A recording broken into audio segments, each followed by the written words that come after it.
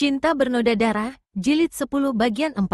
Rasa sesal di hatinya membuat ia ingin menebus dosa itu dengan nyawanya, ingin membiarkan dirinya dikeroyok dan dibunuh, ingin menebus dosa ibunya dengan cucuran darah dan melayangnya nyawa. Akan tetapi, ia masih mempunyai banyak tugas di dunia ini. Apalagi ia telah berdosa kepada ayah kandungnya, mengira ayahnya yang jahat terhadap ibunya. Kini ibunya yang banyak dosa telah tewas, ayahnya yang agaknya menjadi korban ibunya, yang ditinggal pergi ibunya telah tewas pula. Akan tetapi anak-anak ayahnya masih ada, Bu Xin dan Xian Eng, dan juga Lin Lin. Ia harus melindungi mereka untuk menebus dosanya sendiri terhadap ayahnya. Pula, semua tuduhan terhadap ibunya itu harus ia selidiki dulu. Dengan sudut matanya, suling emas melihat orang-orang yang menghadapinya. Ada 24 orang, belum terhitung It Gan Kai Ong.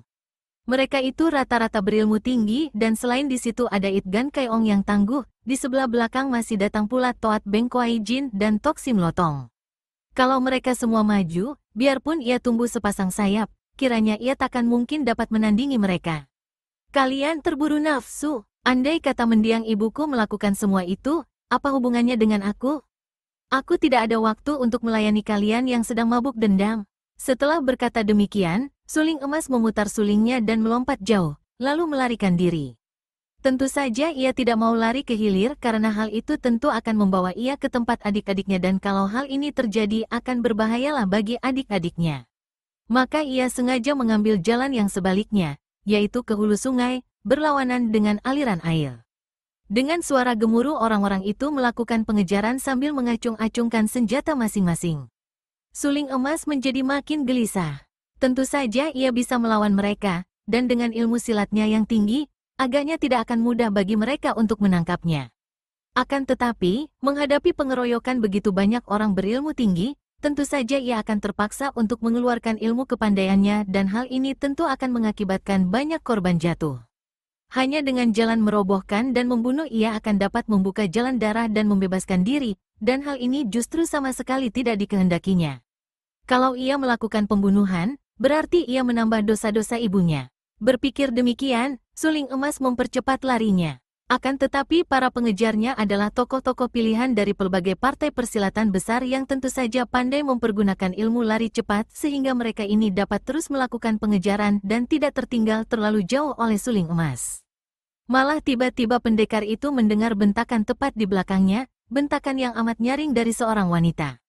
Kau harus menebus nyawa ayah yang terbunuh oleh ibumu. Lihat pedang. Suling emas kaget sekali, cepat ia menghindar dengan langkah nyerong.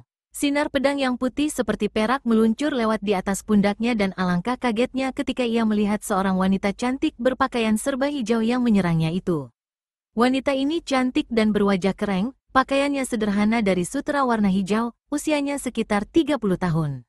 Melihat cara pedang bersinar putih perak itu tadi menusuk, suling emas menduga bahwa wanita ini tentulah seorang anak murid pilihan dari seorang ahli pedang dan ahli sinkang yang sakti. Gerakan wanita itu ringan bukan main, seakan-akan pandai terbang, dan gerakan pedangnya pun cepat dan seperti kilat menyambar.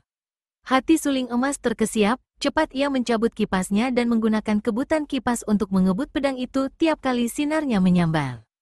Kau siapakah, Nona? Aku Bu Eng Sin Kiam atau pedang sakti tanpa bayangan Tan Lien dari pantai timur.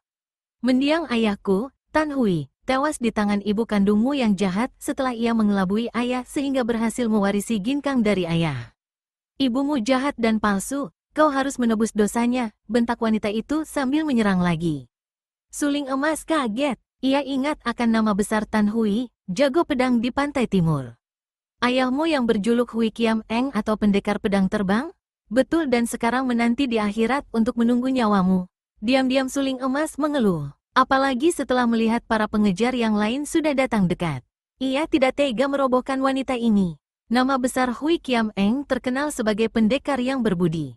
Kalau pendekar itu tewas di tangan ibu kandungnya dan sekarang anaknya berusaha membalas, bagaimana ia dapat tega merobohkan Tan Lian ini? Ibuku yang berbuat, aku tidak tahu apa-apa, katanya sambil mengebut pergi pedang yang kembali telah menusuknya dengan cepat. Agaknya kau haus darah, biarlah ku beri sedikit darahku. Sambil berkata demikian, ketika pedang lawan membacok, suling emas sengaja membiarkan ujung bahunya yang kiri terserempet pedang, sehingga baju serta kulit dan sedikit daging bahunya robek. Darahnya mengalir membasahi baju, akan tetapi pada saat itu Tan Lian menjadi lumpuh lengan kanannya karena secara lihai sekali suling emas membarengi dengan totokan ujung gagang kipas pada jalan darah di dekat siku. Maafkan aku, setelah berkata demikian, kembali suling emas membalikkan tubuh dan lari secepatnya sebelum para pengejarnya datang dekat. Hanya sebentar saja Tan Lian lumpuh lengannya. Totokan itu agaknya oleh suling emas sengaja dilakukan perlahan, hanya untuk membuat gadis itu tak berdaya beberapa menit agar ia dapat melarikan diri. Gadis itu berdiri termenung. Ia maklum bahwa kalau suling emas tadi menghendaki, ia sudah roboh binasa, dan maklum pula lah ia bahwa agaknya suling emas sengaja tadi membiarkan pundaknya terbacok. Tak terasa lagi mukanya berubah merah dan ia memandang sedikit darah yang berada di mata pedangnya. Ayah, cukupkah darah ini? Bisiknya dan 2 butir air mata mengalir turun yang cepat diusapnya. Dia sudah terluka, hayo kejar, dia sudah terluka. Demikian teriakan para pengejar dan karena tidak ingin orang lain mengetahui keadaannya, Tan Lian terpaksa ikut pula mengejar, seakan-akan terseret oleh gelombang para pengejar itu yang dipanaskan oleh It Gan Kai Ong, Tok Sim Lo Tong, dan Toat Beng Kuai Jin yang juga sudah ikut mengejar. Para pengejar itu, didahului oleh It Gan Kai Ong, kini mulai melepas senjata gelap dari belakang. Bagaikan hujan, berbagai macam jarum, piau atau pelor baja berhamburan menyambar ke arah suling emas. Mendengar suara angin senjata-senjata rahasia ini, terpaksa suling emas membalikkan tubuh dan memutar suling, juga mengibaskan kipasnya. Ia maklum bahwa senjata-senjata rahasia yang dilepaskan oleh orang-orang sakti itu tak boleh dipandang ringan. Di antara senjata-senjata gelap itu yang terdiri daripada senjata-senjata rahasia kecil, yang paling menyolok adalah senjata rahasia yang dipergunakan sepasang saudara liar, yaitu Tok Sim Lo Tong dan Toat Beng Kuai Jin karena mereka ini melontarkan batu-batu besar. Karena maklum akan bahayanya serangan senjata rahasia yang datang bagaikan hujan dan dilepas oleh orang-orang pandai, suling emas tidak berani memandang ringan, tidak berani hanya mengandalkan kelincahan untuk mengelak. Terpaksa ia menghadapi senjata-senjata rahasia itu dengan kelitan, tangkisan suling dan kebutan kipasnya. Akan tetapi untuk melakukan hal ini, berarti ia berhenti berlari dan sebentar saja para pengejarnya sudah dapat menyusul dan kembali ia dihujani serangan. Masih untung baginya, agaknya para pengejar yang kesemuanya menaruh dendam dan ingin berebut menyerangnya itu membuat penyerangan mereka kacau balau, yang satu malah menjadi penghalang gerakan yang lain.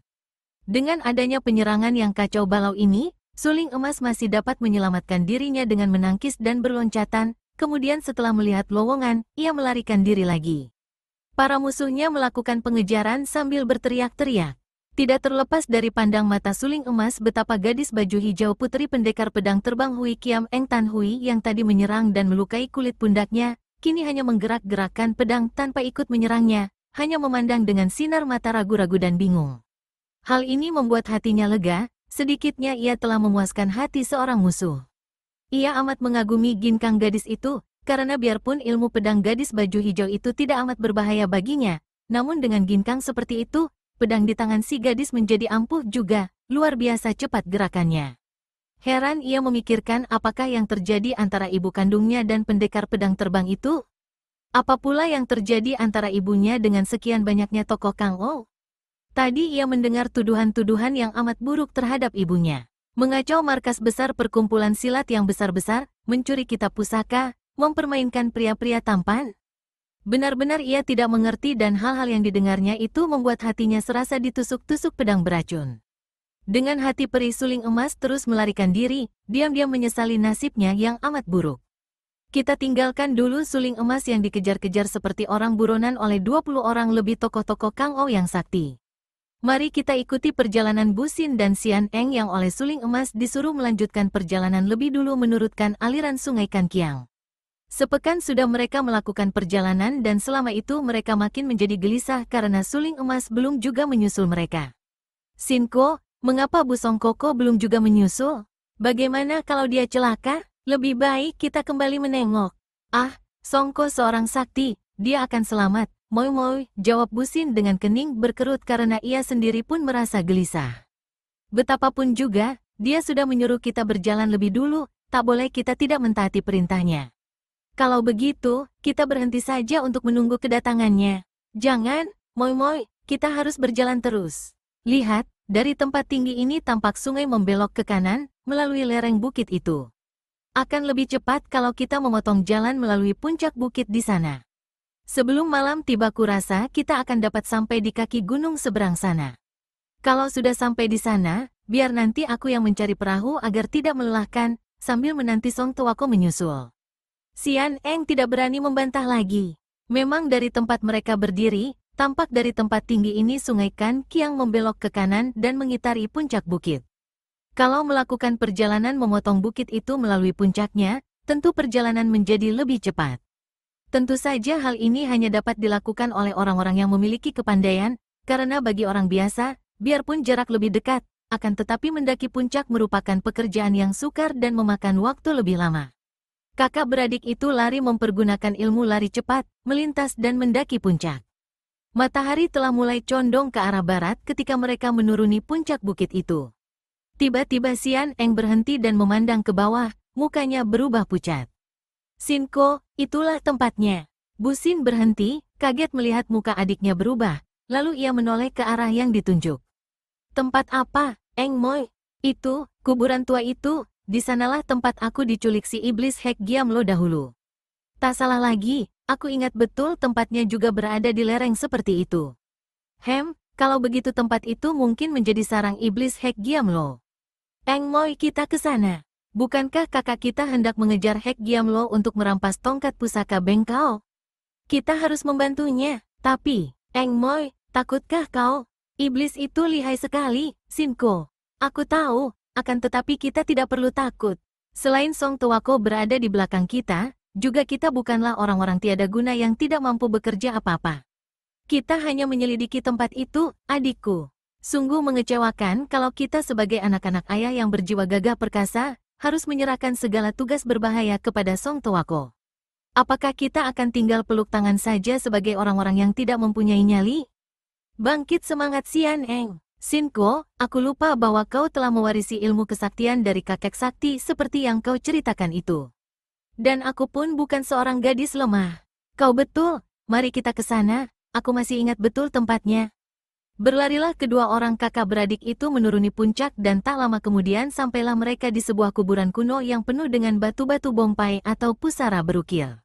Setelah mencari-cari beberapa lamanya, akhirnya Xian Eng berhenti di depan sebuah bongpai besar yang terhias beberapa buah arca-arca sebesar manusia, arca-arca dari sastrawan-sastrawan terkenal di masa dahulu. Disitulah, bisiknya sambil menudingkan telunjuknya yang agak gemetar ke arah lantai depan makam. Di situ terdapat sebuah pintu batu rahasia yang menembus ke terowongan di bawah tanah pekuburan ini. Dahulu ketika kau dibawa masuk, kau tidak melihat orang lain? Tanya Bu Xin. Adiknya menggelengkan kepala. Kalau begitu, mari kita selidiki ke sana. Siapa tahu tongkat pusaka itu disembunyikan di tempat ini. Besar kemungkinan si iblis tidak berada di sini, dan mudah-mudahan saja begitu. Kita bisa mengambil tongkatnya kalau benda keramat itu ia sembunyikan di sini. Aku akan girang sekali kalau dapat membantu Song Tuako. Xian Eng mengangguk setuju dan mereka menghampiri lantai depan makam. Setelah menyelidiki tempat itu, benar saja mereka melihat ada batu lantai yang merupakan pintu penutup, besarnya kurang lebih 1 meter persegi. Ketika mereka mencoba untuk mengungkitnya, ternyata batu itu dapat terbuka dan di bawahnya terdapatlah lubang. Tampak pula anak tangga dari batu. Dengan tabah Bu Xin lalu melangkah masuk, diikuti adiknya. Akan tetapi pemuda ini berhenti dan ragu-ragu setelah berjalan beberapa langkah, karena keadaan terowongan itu gelap bukan main. Kenapa berhenti? Tanya Xian Eng. Gelap sekali, kita harus membuat obor dulu. Mundur, Moy, kita keluar dulu mencari obor. Mereka mundur dan keluar kembali. Bu Xin segera mencari bahan kulit pohon yang dapat terbakar lama, membuat obor, menyalakannya dan kembali mereka memasuki terowongan itu. Bu Xin berjalan di depan, obor di tangan. Sedangkan Xian Eng berjalan di belakangnya, mereka tidak dapat berjalan cepat. Tanah yang mereka injak agak basah dan licin, juga makin lama terowongan itu makin rendah, hampir kepala Bu Xin tertumbuk batu karang di atas kalau ia tidak membungkuk. Setelah bergerak melalui beberapa tikungan, Xian Eng berbisik, seingatku dahulu terdapat ruangan yang lebar seperti kamar. Mereka maju terus, mata dan hidung terasa pedas oleh asap obor. Terowongan di sebelah depan menyempit dan Bu Xin yang berada di depan sudah mulai berjongkok dan merayap. Agak terang di sini, katanya, gembira karena benar saja, keadaan mulai terang, tidak segelap tadi. Entah dari mana datangnya sinar terang ini. Akan tetapi Xian Eng tidak menjawab dan gadis itu mengeluarkan suara "ah-uh tidak jelas. Kiranya Xian Eng tahu dari mana datangnya sinar terang itu karena ia merasa seperti ada sesuatu di belakangnya. Ketika ia menengok, hampir Xian Eng menjerit dan pingsan. Demikian kaget dan ngerinya sehingga jeritannya hanya keluar sebagai suara "au-au" saja. Mukanya pucat, matanya terbelalak memandang Hek Giam Lo yang sudah berdiri di belakang mereka. Hek Giam Lo si iblis muka tengkorak berpakaian hitam, berdiri dengan tangan kanan memegang obor dan tangan kiri memegang senjatanya yang mengerikan. Kiranya obor di tangannya itulah yang membuat terowongan itu menjadi terang. "Eng Moi, kau kenapa?" Bu Xin bertanya ketika mendengar suara aneh adiknya. Ia menoleh dan alangkah herannya ketika ia melihat wajah adiknya pucat, tubuhnya gemetar dan matanya terbelalak menengok ke belakang.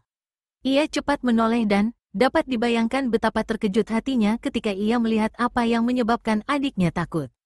"Hek Giam Lo," katanya dan pemuda ini membesarkan suaranya, mengusir rasa takut. "Kalau kau memang menjadi tuan rumah tempat ini, mengapa menyambut kedatangan kami dari belakang?" Iblis bertopeng tengkorak itu mendengus. Maju terus atau, ku robek-robek badan kalian di sini juga." Tiba-tiba Xian Eng menggerakkan tangannya dan dua buah batu karang melayang ke arah muka dan dada iblis itu. Kiranya gadis ini sudah dapat menenangkan hatinya dan dengan nekat lalu meraih dua buah batu di dekatnya, kemudian menyambitkannya ketika iblis itu sedang bicara. Hek Giam Lo miringkan kepalanya sehingga batu pertama lewat di pinggir kepala, adapun batu kedua ia terima begitu saja dengan dadanya. Brakek, batu itu pecah berantakan. "Gadis lancang, sekali kau tertolong oleh suling emas, jangan harap kali ini akan dapat lolos lagi." Bagus, biar kau menjadi umpan pancingan untuk suling emas." Hahaha, ketika melihat iblis itu dengan langkah lebar menghampiri Xian Eng yang berada di belakangnya, Bu Xin segera berkata dengan nada penuh ejekan, "Hek Giam Lo, seorang tokoh besar seperti engkau ini, sungguh tak tahu malu melayani seorang wanita seperti adikku. Kalau memang kau gagah, mari kita mencari tempat lapang dan kita bertanding secara laki-laki." "Hehe, orang muda sombong. Majulah terus, di depan ada tempat luas, boleh kau buktikan betapa kesombonganmu tidak ada isinya." Memang bukan maksud Bu Xin untuk menyombong. Ia tadi sengaja mengeluarkan ucapan itu untuk mencegah si iblis mengganggu Xian Eng karena ia maklum bahwa kalau hal ini terjadi, sukarlah baginya untuk melindungi adiknya terhadap iblis yang luar biasa lihainya itu. Dengan begini, setidaknya Xian Eng untuk sementara akan bebas daripada ancaman dan ia boleh mencari waktu panjang untuk memikirkan akal bagaimana harus melawan iblis ini. "Marilah, Moi, kau bergeraklah di depanku, sini." Xian Eng sudah menjadi putus asa menyaksikan kehebatan si iblis yang menerima sambitannya begitu saja dengan dada, membuat batu itu hancur. Dengan muka pucat, ia lalu menyelinap ke depan Bu Xin dan kakak beradik yang sudah tak berdaya ini lari seperti dua ekor tikus masuk jebakan, merangkak maju melalui terowongan yang sempit. Di belakang mereka, tanpa mengeluarkan suara lagi, Hek Giam Lo melangkah dengan gerakan perlahan, lalu merangkak di bagian yang sempit itu di belakang Bu Xin. Benar saja seperti yang dikatakan Hek Giam Lo, tak lama kemudian terowongan sempit itu berubah menjadi lebar dan beberapa puluh meter, kemudian tibalah mereka di sebuah ruangan di bawah tanah yang luas. Selain luas, juga di situ tidak gelap. Agaknya sinar matahari, entah bagaimana, dapat menembus ke tempat itu. Sejenak timbul akal dalam benak Bu Xin untuk menyerang si iblis secara tiba-tiba dengan membalik dan menggunakan obor sebagai senjata, akan tetapi jiwa satria di hatinya mencegahnya. Serangan seperti itu amat rendah, apalagi kalau dipikir usaha ini belum tentu akan berhasil terhadap lawan yang sakti ini. Dengan tenang ia lalu mendorong adiknya perlahan, menyuruhnya menjauh ke pinggir, kemudian ia membalikkan tubuhnya menghadapi Hek Giam Lo. "Nah, Hek Giam Lo," katanya dengan tenang sambil memadamkan obornya, akan tetapi masih memegangi gagang obor, "terus terang saja, kami berdua telah lancang memasuki tempatmu ini. Sekarang kau telah berada di sini, apa yang hendak kau lakukan terhadap kami?" "Orang-orang muda lancang, katakan apa maksud kalian datang ke sini? Adikku ini mengenal tanah kuburan di atas dan menceritakan bahwa dia pernah kau culik dan kau bawa ke sini. Karena itu aku merasa tertarik dan hendak menyaksikan dengan mata sendiri tempat rahasia ini." "Hanya itu?" Hek Giam Lo mendesak. "Tentu saja kalau kami melihat tongkat pusaka Beng Kau di tempat ini, akan kami curi kembali dan kami bawa dan kembalikan kepada bengkau, jawab Bu Xin sejujurnya. Tidak ada orang luar yang masuk ke sini dapat kembali hidup-hidup. Kalian berani masuk ke sini, bahkan berani mencoba untuk merampas tongkat bengkau? Tak tahu diri. Biarpun kalian adik-adik tiri suling emas, apa dikira aku takut? Hendak kulihat apakah suling emas berani masuk ke sini. Hahaha, kalian merupakan umpan-umpan yang baik. Biar dia datang, hendak kulihat. Sombong, aku pun tidak takut padamu, iblis busuk. Tak usah kakak kami, aku pun sanggup menghadapimu. Sambil berkata demikian, Bu Xin menggerakkan bekas obor dan menusukkan benda ini ke arah kedok tengkorak itu. Bocah bosan hidup. Si iblis menggerakkan obornya pula, menangkis dengan gerakan perlahan. Dukek, gagang obor di tangan Bu Xin hancur dan terlepas dari tangan pemuda itu. Sedangkan gagang obor di tangan Hek Giamlo yang tadinya menangkis itu terus bergerak mengemplang kepala Bu Xin. Gerakan ini biarpun dilakukan dengan perlahan, namun cepat dan tak terduga sama sekali sehingga tahu-tahu kepala pemuda itu sudah kena pukul. Prakek, kini gagang obor di tangan Hek Giamlo itu yang menjadi patah-patah ketika beradu dengan kepala Bu Xin. Hek Giamlo mengeluarkan suara mendengus marah. Bocah sombong, keras juga kepalamu, katanya sambil melemparkan sisa gagang obor di tangannya. Tentu saja iblis itu tidak tahu bahwa Bu Xin telah menerima warisan ilmu kesaktian yang dilatihnya di bawah air terjun yang menimpa kepalanya sehingga bagian kepalanya ini boleh dibilang menjadi sumber daripada tenaga mukjizat yang dimilikinya akibat latihan aneh itu. Hek Giamlo tidak tahu bahwa ilmu pemuda ini jauh lebih rendah kalau dibandingkan dengan kepandaiannya, tidak tahu bahwa Bu Xin tidak sempat mengelakkan serangan tadi dan mengira bahwa pemuda itu sengaja menerima pukulan untuk mendemonstrasikan kepandaiannya. Karena mengira bahwa pemuda ini yang ia tahu adalah adik tiri suling emas memiliki kesaktian seperti suling emas, Hek Giamlo tidak mau main-main lagi. Senjatanya yang menyeramkan itu sudah ia angkat ke atas kepala. Tiba-tiba terdengar suara, sing, dan Xian Eng sudah mencabut pedangnya, berdiri tegak di depan iblis itu dengan pedang di depan dada, sikapnya gagah, sedikit pun tidak memperlihatkan rasa takut. Iblis sombong, aku pun berani melawan kejahatanmu. Eng Moi, mundur. Dia bukan musuhmu, kata Bu Xin yang khawatir melihat adiknya menjadi nekat. Aku tahu, Koko, akan tetapi dia pun bukan musuhmu.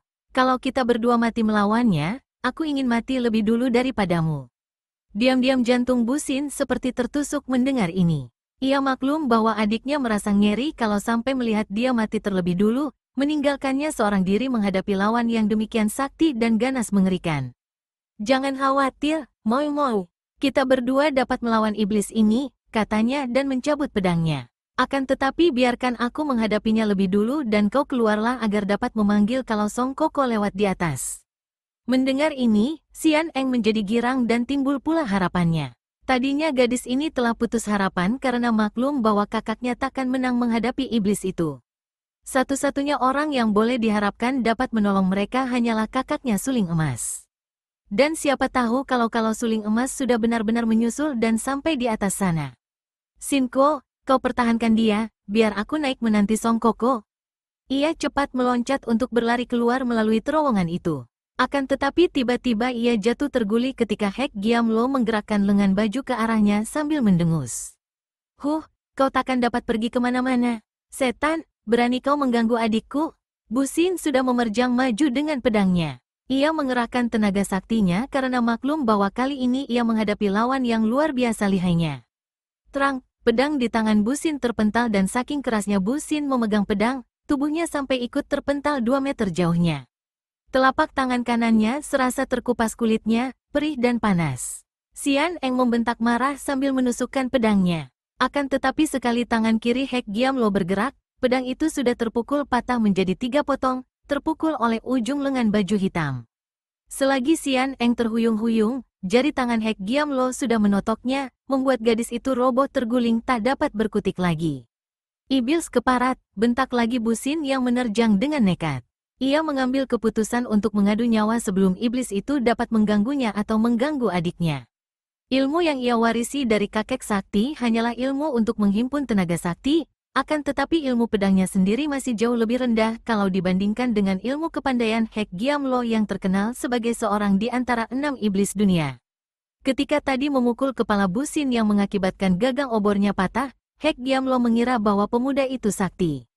Akan tetapi setelah menangkis pedang yang membuat pemuda itu terlempar, Hek Giamlo tahu bahwa lawannya ini merupakan lawan lunak yang mempunyai tenaga aneh, terutama di bagian kepalanya.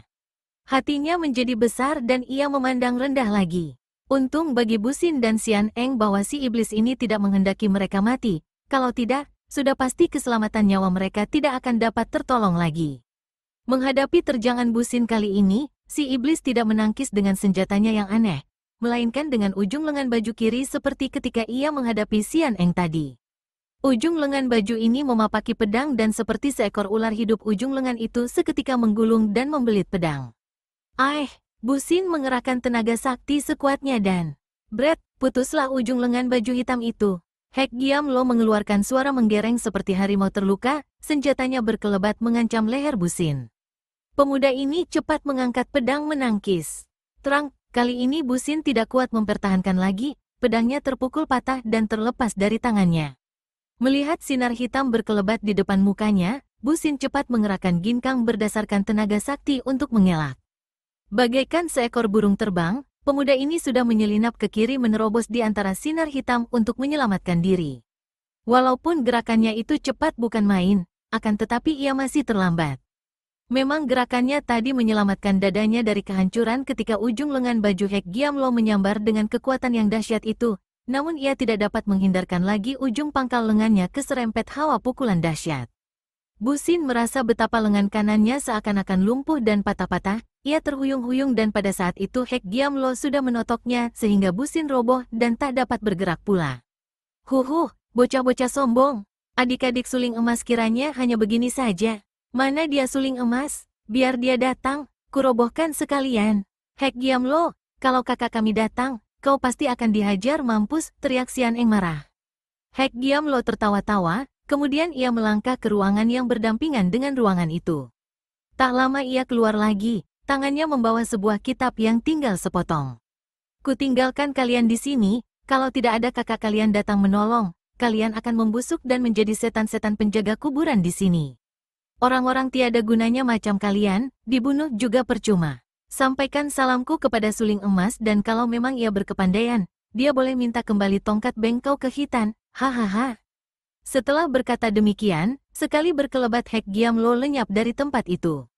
Busin dan Xian Eng berusaha keras untuk membebaskan totokan. Akan tetapi sia-sia belaka, malah makin hebat mereka berusaha, makin payah keadaan mereka. Totokan yang dilakukan Hek Giamlo atas diri mereka itu amat aneh, membuat seluruh urat mereka lumpuh dan tiap kali mereka mengerahkan sinkang, tubuh serasa dibakar dan nyeri-nyeri. Terpaksa mereka akhirnya tinggal menanti nasib saja, rebah tak berkutik di atas tanah yang lembab. Bagaimanakah Hek Giamlo bisa berada di terowongan rahasia itu? Memang tadinya iblis ini berada dalam perahu bersama orang-orang Khitan dan di dalam perahu itu Lin Lin menjadi tuan terhormat. Akan tetapi ketika perahu itu lewat di daerah ini, Hek Giamlo menyuruh anak buahnya berhenti dan mendarat. Karena tempat ini memang menjadi sarangnya.